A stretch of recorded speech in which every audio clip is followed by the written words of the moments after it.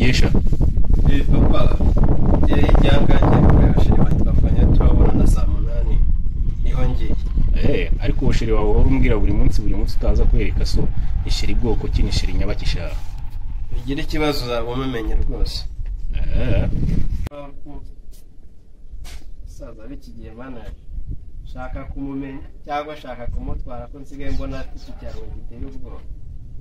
Yamutse bimubwiye nagiye guhita mutwara icyonze cyo ariko se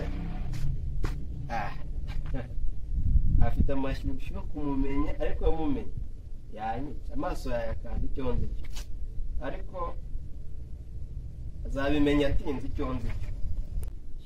Mugisha. Papa ufitanye gahunda n'umukunzi wanjye. Gahunda ufitanye n'umukunzi wawe ni saa 8 ngiye yana shiri wanjye twavuganye ko turahura ahantu turahurira niyo mpamvu ngiye. Ariko sha umushiri wawe buri munsi uhora uvuga udashaka kuza kwereka ababyeyi nishiri nyabaki se nishiri bwoko ki atuye kure bingana iki ubwo utamugeza mu rugo wazarebe n'ababyeyi arebe nabo.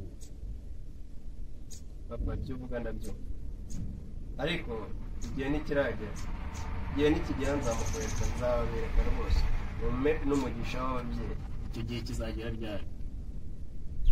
Akubundi papa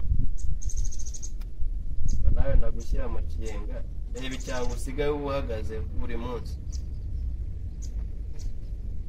Agusha akusaga suzugura ako kantu ukoresheje ni bwoko ki? Basi mbabari wagasubiramo. Urebye abeze n'amahane yawe wasaga unanga gusa.